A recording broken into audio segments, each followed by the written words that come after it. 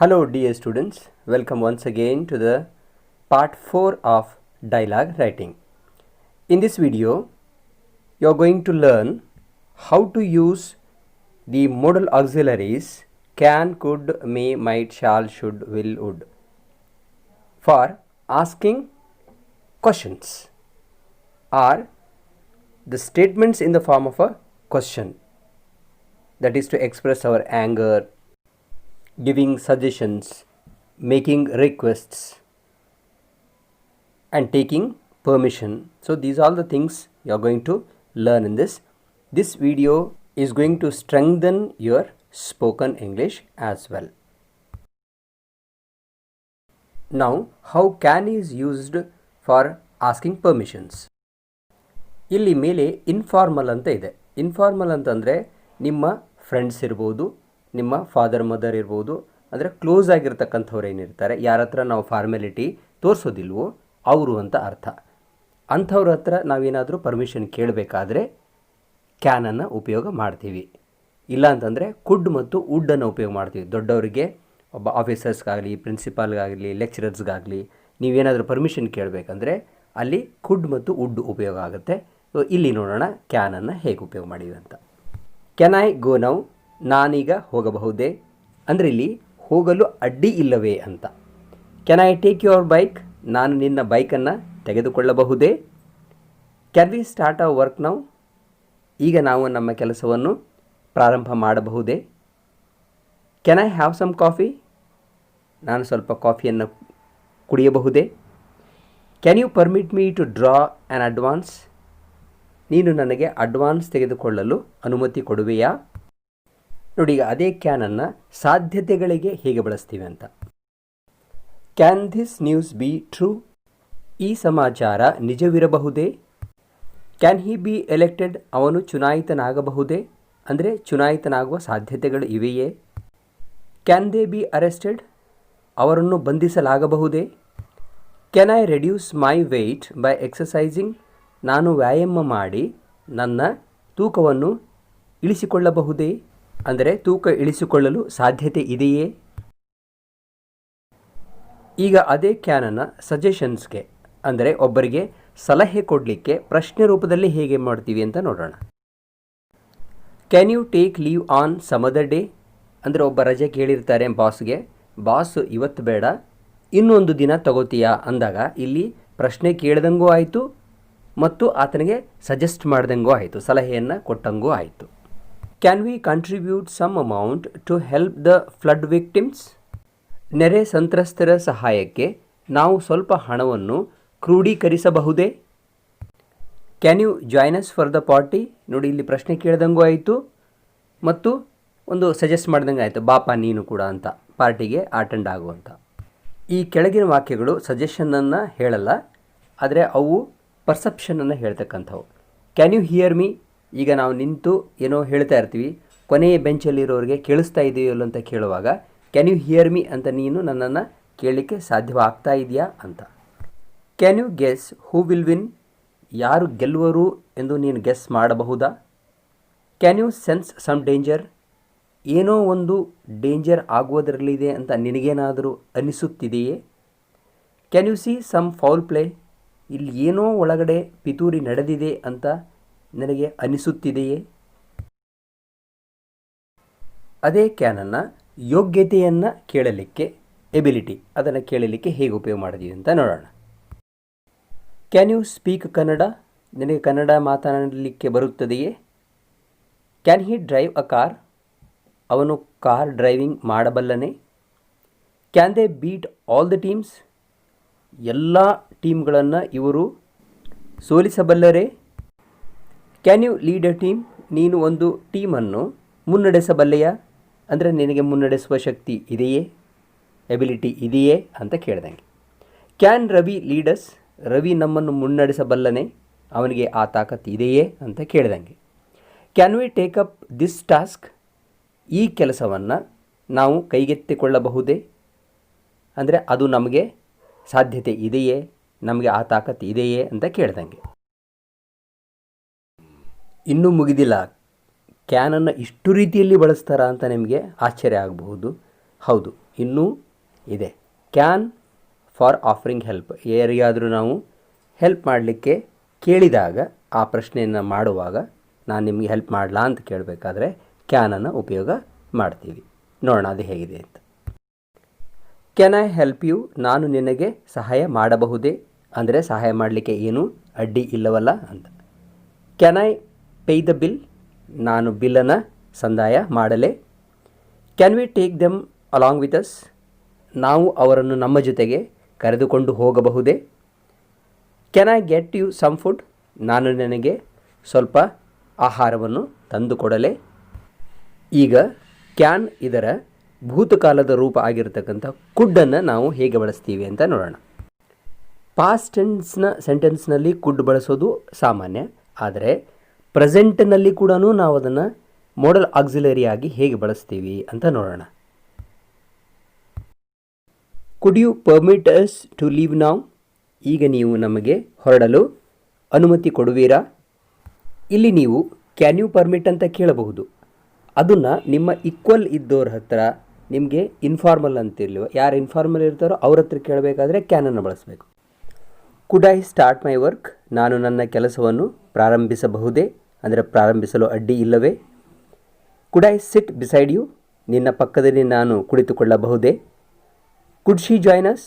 ಅವಳು ನಮ್ಮ ಜೊತೆಗೆ ಸೇರಬಹುದೇ? ನೋಡಿ, ದೊಡ್ಡವರಲ್ಲಿ ಬಹಳ ವಿನಮ್ರತೆಯಿಂದ ನಾವು ಯಾವುದನ್ನಾದರೂ ರಿಕ್ವೆಸ್ಟ್ ಮಾಡ್ಕೋಬೇಕಾದ್ರೆ ಕ್ಯಾನನ್ನು ಬಳಸಬಾರದು. Could you please lend me some money? ನೀನು ನನಗೆ ಸ್ವಲ್ಪ ಹಣವನ್ನು ಸಾಲವಾಗಿ ಕೊಡುವೆಯಾ ಅಂತ. ಈಗ ನೀವು ಇಲ್ಲಿ ಕ್ಯಾನನ್ನು ಉಪಯೋಗ ಮಾಡಿದರೆ ಏನು ಅರ್ಥ ಬರುತ್ತೆ ಅಂತ ನೋಡಿರಿ. ಕ್ಯಾನ್ ಯು ಪ್ಲೀಸ್ ತೆಗೆದು ಬಿಡೋಣ. Can you lend me some money ಅಂದರೆ, ಏಯ್ ನಂಗೆ ದುಡ್ಡು ಕೊಡ್ತೀಯಾ ಇಲ್ಲ ಅಂತ ಕೇಳ್ದಂಗೆ. Could you get me admission? ನೀವು ನನಗೆ ಅಡ್ಮಿಷನ್ ಕೊಡಿಸುವೀರಾ? Could you come after some time? ನೀವು ಸ್ವಲ್ಪ ಹೊತ್ತಿನ ನಂತರ ಬರುವೀರಾ? Could we use your room for reading? ನಾವು ನಿಮ್ಮ ಕೋಣೆಯನ್ನು ಓದಲಿಕ್ಕೆ ಬಳಸಿಕೊಳ್ಳಬಹುದೇ? ಪ್ರೆಸೆಂಟ್ ಟೆನ್ಸ್ನಲ್ಲಿ ಕುಡ್ ಬಳಕೆಯನ್ನು ಮಾಡಿದಾಗ ವಿನಮ್ರತೆಯನ್ನು ತೋರಿಸುತ್ತೆ. ಅದಕ್ಕೋಸ್ಕರ ಕುಡ್ಡನ್ನೇ ಬಳಸಿ ಅಥವಾ ವುಡ್ಡನ್ನು ಬಳಸಬಹುದು. ಆಕ್ಸಿಲರಿ ವರ್ಬ್ ವಿಲ್ ಅನ್ನು ಈಗಾಗಲೇ ಬಳಕೆ ಮಾಡಿದ್ದನ್ನು ನೀವು ನೋಡಿದ್ದೀರಿ. ಎಸ್ ನೋ ಕ್ವಶನಲ್ಲಿ ಬಳಸಿದ್ವಿ. ಈಗ ಕೋಪ ಬಂದಾಗ ಇದನ್ನು ಹೇಗೆ ಬಳಸ್ತೀವಿ ಅಂತ ನೋಡೋಣ. Will you shut up? ಬಾಯಿ ಮುಚ್ಕೊಂಡು ಸುಮ್ಮನಿರ್ತೀಯಾ? Will you please go out now?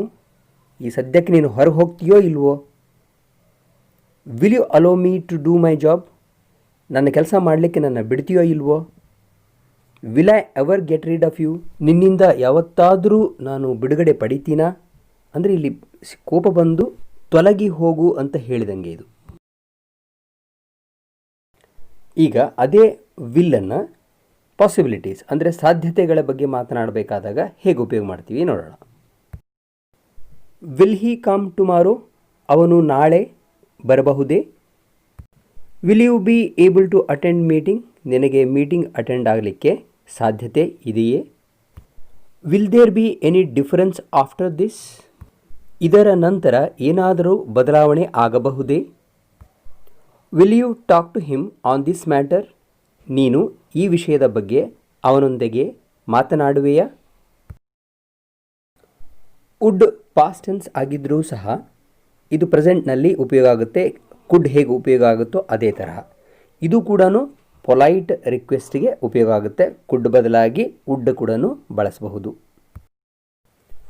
Wood you attend my marriage ceremony sir? Sir, ನನ್ನ ಮದುವೆ ಸಮಾರಂಭಕ್ಕೆ ನೀವು ಬರುವೀರಾ? Would you permit me to go now? ಈಗ ನನಗೆ ಹೋಗಲು ಅನುಮತಿ ಕೊಡುವೀರಾ? ನೋಡಿ, ಇಲ್ಲಿ ಕುಡ್ ಕೂಡ ಸೇಮ್ ಮೀನಿಂಗೇ ಬರುತ್ತೆ. ಕುಡ್ಡನ್ನು ಬಳಸಬಹುದು. ಇದೇ ಥರ ಉಳಿದದ್ದು ಕೂಡ ಹಾಗೆ ಇದೆ. ಈಗ ಕೆಳಗಿನ ಎರಡು ಸಾಲುಗಳಿಗೆ ಗಮನ ಕೊಡೋಣ. Would you mind sitting outside please? ಇಲ್ಲಿ ವುಡ್ ಯು ಮೈಂಡ್ ಅಂದರೆ, ಸರ್ ನೀವು ಏನು ಅಂದ್ಕೊಳ್ಳದೆ ಹೋದರೆ ಅಂತೀವಲ್ಲ ಹಾಗೆ, ಅಂದರೆ ಬೇಜಾರು ಮಾಡ್ಕೋಬೇಡಿ ಅಂತ. Would you mind sitting outside? ಒಬ್ಬರಿಗೆ ಯಾರಿಗೋ ಕುಂತಿರ್ತಾರೆ, ಪಾಪ ಅವ್ರನ್ನ ನಾವು ಹೊರಗೆ ಕುಂದಿರಿಸ್ಬೇಕು ಅಂದಾಗ ಆ ಥರ ಕೇಳುವಾಗ ಮೈಂಡ್ ಅನ್ನುವ ಶಬ್ದವನ್ನು ಬಳಸಬೇಕು. ಜೊತೆಗೆ ಇಲ್ಲಿ ಸಿಟ್ಟಿಂಗ್ ಅನ್ನೋದನ್ನು ಬಹಳ ಚೆನ್ನಾಗಿ ಗಮನದಲ್ಲಿಟ್ಕೊಳ್ಳಿ. ಬಹಳಷ್ಟು ಜನ ಈ ತಪ್ಪನ್ನು ಮಾಡ್ತಾರೆ. ವುಡ್ ಯು ಮೈಂಡ್ ಸಿಟ್ ಅಂತ ಬಳಸ್ತಾರೆ. No, that is wrong. Would you mind sitting ಆಗುತ್ತೆ ಅದು. Would you mind if I use your spare laptop. ಇಲ್ಲಿ ಸ್ಪೇರ್ ಲ್ಯಾಪ್ಟಾಪ್ ಅಂದರೆ ಎಕ್ಸ್ಟ್ರಾ ಲ್ಯಾಪ್ಟಾಪ್ ಇರೋದನ್ನು ನಾನು ಅದನ್ನು ಬಳಸಿದರೆ ನಿನಗೇನು ತೊಂದರೆ ಇಲ್ಲವಲ್ಲ, ಅಥವಾ ನೀನೇನು ಅಂದ್ಕೊಳ್ಳೋದು ಇಲ್ಲವಲ್ಲ ಅಂತ ಅಂದ ಹಾಗೆ ಇದು. ಈಗ ಮೇ ಇದನ್ನು ಹೇಗೆ ನಾವು ರಿಕ್ವೆಸ್ಟ್ಗೆ ಹೇಗೆ ಬಳಸ್ತೀವಿ ಅಂತ ನೋಡೋಣ. ನೀವು ಆಲ್ರೆಡಿ ಇದನ್ನು ಬಹಳಷ್ಟು ಬಳಸಿರ್ತೀರಿ, ಇದು ನಿಮಗೆ ಆಲ್ರೆಡಿ ಗೊತ್ತಿರುತ್ತೆ. ಸಾಮಾನ್ಯವಾಗಿ ನಿಮಗೆಲ್ಲರಿಗೂ ಗೊತ್ತಿರುವಂತಹ ಸೆಂಟೆನ್ಸ್ ಅಂದರೆ may I come in sir. ನಾನು ಒಳಗೆ ಬರಬಹುದೇ ಅಂತ ಕೇಳುವಾಗ may I come in sir ಅಂತ. ಆದರೆ ಎಷ್ಟೋ ಹುಡುಗರಿಗೆ ಇದು may I come in sir ಅಂತ ಗೊತ್ತಿರಲ್ಲ, ಮೈ ಕಮ್ ಸರ್ ಅಂತಾರೆ. ಅದು ಹಾಗಲ್ಲ, may I come in sir. May I take your bike. ನಾನು ನಿನ್ನ ಬೈಕನ್ನು ತೆಗೆದುಕೊಳ್ಳಬಹುದೇ. May I know your name please. ನೋಡಿ, ಯಾರನ್ನಾದ್ರೂ ನೀವು ಹೆಸರು ಕೇಳಬೇಕಾದ್ರೆ ಈ ಥರ ಕೇಳಬೇಕು, ವಾಟ್ ಈಸ್ ಯುವರ್ ನೇಮ್ ಅಂತ ಕೇಳಬಾರ್ದು. ಇದು ಪೊಲೈಟ್ ಆಗಿರೋದಿಲ್ಲ, ಒರಟಾಗಿರುತ್ತೆ. May we leave now. ನಾವಿನ್ನು ಹೊರಡಬಹುದೇ. May I expect a good news from you. ನಾನು ನಿನ್ನಿಂದ ಒಳ್ಳೆಯ ಸಮಾಚಾರವನ್ನು ನಿರೀಕ್ಷಿಸಬಹುದೇ. ಮೈಟ್, ಮೇ ಇದರ ಪಾಸ್ಟ್ ಟೆನ್ಸ್. ಬರೀ ಪಾಸ್ಟಲ್ಲೇ ಬಳಸಬೇಕು ಅಂತೇನಿಲ್ಲ, ಇದನ್ನು ಕೂಡ ಮೋಡಲ್ ಆಕ್ಸಿಲರಿಯಾಗಿ ನಾವು ಪ್ರೆಸೆಂಟಲ್ಲಿ ಬಳಸ್ತೀವಿ. ಇದನ್ನು ಹೇಗೆ ಬಳಸ್ತೀವಿ ಅಂತ ನೋಡೋಣ. ಈ ಥರ ಇದನ್ನು ಬಳಸುವವರ ಸಂಖ್ಯೆ ಅತ್ಯಂತ ವಿರಳ ಅಂತ ಹೇಳ್ಬೋದು. ಯಾಕಂದರೆ ಬಹಳಷ್ಟು ಜನರಿಗೆ ಇದು ಗೊತ್ತೇ ಇರೋದಿಲ್ಲ ಹೇಗೆ ಬಳಸಬೇಕು ಅಂತ. ಮೈಟನ್ನು ಯಾವಾಗ ಬಳಸ್ತೀವಿ ಪರ್ಮಿಷನ್ ಕೇಳಲಿಕ್ಕಂದರೆ, ನಾವು ಪರ್ಮಿಷನ್ ಕೇಳಿದಾಗ ಪರ್ಮಿಷನ್ ಸಿಗುವಂತಹ ಸಾಧ್ಯತೆ ಕಡಿಮೆ ಇದೆ ಅಂತ ನಿಮಗೆ ಆಲ್ರೆಡಿ ಅನಿಸುತ್ತೆ. ಫಾರ್ ಎಕ್ಸಾಂಪಲ್, ನಿಮ್ಮ ತಂದೆ ಒಂದು ಹೊಸ ಕಾರ್ ತಂದಿದ್ದಾರೆ ಅಂತ ಇಟ್ಕೊಳ್ಳಿ. ನಿಮಗಿನ್ನೂ ಸರಿಯಾಗಿ ನಡೆಸೋಕ್ಕೆ ಬರಲ್ಲ. ಅದು ನೀವು ಕೇಳಿದರೆ ಅಪ್ಪ ಕೊಡಲ್ಲ ಅಂತ ನಮಗೆ ಗೊತ್ತಿರುತ್ತೆ. ಗೊತ್ತಿದ್ರೂ ಇರಲಿ ಅಂತ ಒಂದು ಸಲ ಕೇಳ್ತೀವಿ ಅಲ್ಲ, ಅದು ಆ ಟೈಮಲ್ಲಿ ಮೈಟನ್ನು ಬಳಸ್ತೀವಿ. Might I take your new car dad. Might I smoke here. ನೋಡಿ, ಸಿಗರೇಟ್ ಸೇದೋದು ಎಲ್ಲಿಯಾದರೂ ನೀವು ಮಾಡ್ತೀರಂದರೆ ನಿಮಗೆ ಹಿಂಜರಿಕೆ ಇರುತ್ತೆ ಇದನ್ನು ಕೇಳಬೇಕು ಅಂದರೆ.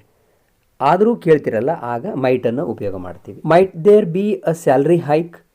ಸ್ಯಾಲ್ರಿಯಲ್ಲಿ ಇನ್ಕ್ರೀಸ್ ಏನಾದರೂ ಆಗೋದಿದೆಯಾ, ಸಂಬಳ ಹೆಚ್ಚು ಆಗುವ ಸಾಧ್ಯತೆಗಳು ಇವೆಯೇ ಅಂದರೆ ನಮಗೆ ಮೊದಲು ಗೊತ್ತಿರುತ್ತೆ, ಈಗ ಅಂಥದ್ದೇನೂ ಇಲ್ಲ, ಆದರೂ ಕೇಳುವಾಗ ಇದನ್ನು ಬಳಸ್ತೀವಿ. ಅಂದರೆ ಇದು ಕಡಿಮೆ ಸಾಧ್ಯತೆಯನ್ನು ಹೇಳುತ್ತೆ. Might there be strong winds tonight. ಇವತ್ತು ರಾತ್ರಿ ಬಹಳ ಜೋರಾದ ಗಾಳಿ ಬೀಸಬಹುದೇ. ಈಗ ಶಾಲ್ ಶಬ್ದವನ್ನು ರಿಕ್ವೆಸ್ಟ್ ಮಾಡ್ಕೊಳ್ಳೋದಕ್ಕೆ ಹೇಗೆ ಬಳಸ್ತೀವಿ ಅಂತ ನೋಡೋಣ. ಶಾಲನ್ನು ಸಾಮಾನ್ಯವಾಗಿ ಐ ಮತ್ತು ವಿಯೊಂದಿಗೆ ಬಳಸಬೇಕು. Shall I start my work now. ನಾನೀಗ ನನ್ನ ಕೆಲಸವನ್ನು ಪ್ರಾರಂಭಿಸಬಹುದೇ. Shall we say no to this proposal. ಅವನ ಪ್ರಸ್ತಾವಕ್ಕೆ ನಾವು ಬೇಡ ಎಂದು ಹೇಳೋಣವೇ. ನೋಡಿ, ಇದರಲ್ಲಿ ಸಜೆಷನ್ ಕೂಡ ಇದೆ. Shall I send him to you sir. ನಾನು ಈತನನ್ನು ನಿಮ್ಮ ಬಳಿಗೆ ಕಳಿಸಲೇ. ಶಾಲನ್ನು ಪ್ರಸ್ತಾವಕ್ಕೆ ಕೂಡ ನಾವು ಮಾಡ್ತೀವಿ. ಇದನ್ನು ಮಾಡೋಣವಾ ಅದನ್ನು ಮಾಡೋಣವಾ ಅಂತ ನಮ್ಮಲ್ಲೇ ಮಾತನಾಡಿಕೊಳ್ಳುವಾಗ ಬಳಸ್ತೀವಿ. Shall we have a party on Sunday. ಈ ಭಾನುವಾರ ನಾವು ಒಂದು ಪಾರ್ಟಿ ಮಾಡೋಣವೇ. ನೋಡಿ, ಇಲ್ಲಿ ಉತ್ತರ ಪಡೆಯುವಂತಹ ಪ್ರಶ್ನೆಯೂ ಹೌದು, ಮತ್ತು ಇದು ಮಾಡೋಣವೇ ಅಂತ ಒಂದು ಪ್ರಸ್ತಾವನೆಯನ್ನು ಇಟ್ಟ ಹಾಗೆ. Shall we take up a new project. ನಾವು ಒಂದು ಹೊಸ ಪ್ರಾಜೆಕ್ಟನ್ನು ಕೈಗೆತ್ತಿಕೊಳ್ಳೋಣವೇ. Shall I call an urgent meeting. ಒಂದು ತುರ್ತಾದ ಸಭೆಯನ್ನು ಕರೆಯಲೇ. ಈಗ ಶಾಲ್ ಅದರ ಪಾಸ್ಟ್ ಟೆನ್ಸ್ ಆಗಿರ್ತಕ್ಕಂಥ ಶುಡ್ಡನ್ನು ಹೇಗೆ ಬಳಸ್ತೀವಿ ಅಂತ ನೋಡೋಣ. ಫಸ್ಟು ನಮ್ಮ ಕೋಪವನ್ನು ವ್ಯಕ್ತ ಮಾಡಲಿಕ್ಕೆ ಹೇಗೆ ಬಳಸ್ತೀವಿ ಅಂತ ನೋಡೋಣ. Should you behave like this. ನೀನು ಈ ರೀತಿ ವರ್ತಿಸಬಹುದೇ. ಅಂದರೆ ಯಾರೋ ಒಬ್ಬರು ಕೆಟ್ಟದಾಗಿ ವರ್ತನೆಯನ್ನು ಮಾಡಿದಾಗ ಆ ಕೋಪದನ್ನು ಹೇಳ್ತಕ್ಕಂಥದ್ದು. Should you leave me at this difficult times. ಇಂತಹ ಕಠಿಣ ಪರಿಸ್ಥಿತಿಯಲ್ಲಿ ನೀನು ನನ್ನ ಕೈ ಬಿಡಬಹುದೇ. ಅಂದರೆ ನೀನು ಮಾಡಿದ್ದು ಸರಿಯೇ ಅಂತ ಕೋಪದಿಂದ ಹೇಳಿದಂಗೆ. Should I say no to this proposal. ನಾನು ಈ ಪ್ರಸ್ತಾವನೆಗೆ ಬೇಡ ಅಂತ ಹೇಳಲೇ. Should you treat me so badly? ನೀನು ಇಷ್ಟು ಕೆಟ್ಟದಾಗಿ ನನ್ನನ್ನು ನಡೆಸಿಕೊಳ್ಳಬಹುದೇ? ಈಗ ನಾನು ಹೋಗಬಹುದೇ ಅನ್ನಲಿಕ್ಕೆ ಇಷ್ಟು ವಾಕ್ಯಗಳು ಇದೆ. ಇದರಲ್ಲಿ ಒಂದೊಂದನ್ನು ಹೇಳಿದಾಗ ಅದೇ ಮೀನಿಂಗ್ ಬಂದರೂ ಕೂಡ ಸಂದರ್ಭ ಯಾವುದರಲ್ಲಿ ಏನನ್ನು ಹೇಳಬೇಕು ಅನ್ನೋದು ನಿಖರವಾಗಿ ಈಗ ತಿಳ್ಕೊಳ್ಳಿ. May I go now? ನಾನು ಹೋಗಬಹುದೇ ಅಂದರೆ ನಿನ್ನ ಮೇಲೆ ಇದೆ. ಈಗ ನೀನು ಹೋಗಂದರೆ ಹೋಗ್ತೀನಿ, ಬೇಡ ಅಂದರೆ ಬಿಡ್ತೀನಿ ಅಂತ ಅರ್ಥ. ಕ್ಯಾನ್ ಐ ಗೋ ನೌ ಅಂದರೆ ಅದೇ ಅರ್ಥ, ನಾನು ಹೋಗಬಹುದೇ ಅಂತ. ಆದರೆ ಹೋಗಲಿಕ್ಕೆ ಅಡ್ಡಿ ಇಲ್ಲವೇ ಅಂತ, ಏನು ಬಾಧೆ ಇಲ್ಲ ತಾನೆ, ನಾನು ಹೋದರೆ ಏನು ಪ್ರಾಬ್ಲಮ್ ಇಲ್ಲ ತಾನೆ ಅಂತ. ಶಾಲ್ ಐ ಗೋ ನೌ ಅಂದರೆ ನಾನು ಹೋಗಲಾ ಅಷ್ಟೇ. Should I go now? ನಾನೀಗ ಹೋಗಲೇಬೇಕಾ? ನಾನು ಈಗ ಹೋಗಲಾ ಅಂತ ಸ್ವಲ್ಪ ಕೋಪದಿಂದ ಕೇಳ್ಕೋಬೇಕಾದ್ರೂ ಕೂಡ ಹೀಗೆ ಹೇಳ್ತೀವಿ. ಮೈಟ್ ಐ ಗೋ ಅಂದರೆ ನಾನು ಹೋಗಬಹುದೇ ಅಂತ ಕೇಳಿದರೂ ಕೂಡ ಪರ್ಮಿಷನ್ ಸಿಗುವ ಸಾಧ್ಯತೆ ತುಂಬ ಕಡಿಮೆ ಇದ್ದಾಗ ಇದನ್ನು ಕೇಳ್ತೀವಿ. ಕುಡ್ ಐ ಗೋ ನೌ ಅಂದರೆ ಬಹಳ ವಿನಮ್ರತೆಯಿಂದ ಕೇಳ್ಕೊಳ್ತಾ ಇದ್ದೀರಿ, ಸರ್ ನಾನೀಗ ಹೋಗಬಹುದಾ ಅಂತ. ಸೊ ಇನ್ನು ಮೇಲೆ ನಿಮ್ಮ ಸರ್ಗಳಿಗೆ ಏನಾದರೂ ಕೇಳಬೇಕಾದ್ರೆ ಕ್ಯಾನ್ ಯು ಗಿವ್ ಮೀ ಅಂತ ಕೇಳಬೇಡಿ, ಕುಡ್ ಯು ಗಿವ್ ಮೀ ಅಂತ ಕೇಳಿ. ತುಂಬ ವಿವರವಾಗಿ ತುಂಬ ಚೆನ್ನಾಗಿ ಎಕ್ಸ್ಪ್ಲೈನ್ ಮಾಡಿದ್ದೀನಿ. ಈ ಥರದ ಎಕ್ಸ್ಪ್ಲನೇಷನ್ ಸಿಗೋದು ತುಂಬ ಕಷ್ಟ, ಅದಕ್ಕೆ ಚೆನ್ನಾಗಿ ಕಲ್ತ್ಕೊಳ್ಳಿ. ಮತ್ತೆ ಮುಂದುವರಿಸೋಣ. ಪಾರ್ಟ್ 5 ಬರುತ್ತೆ. ಇದೆಲ್ಲ ನಿಮಗೆ ಡಿಗ್ರಿ ಕಾಲೇಜಿಗೆ ಹೋದಾಗ ಇನ್ನೂ ಉಪಯೋಗ ಆಗುತ್ತೆ. Thank you for learning something. Jai Hind.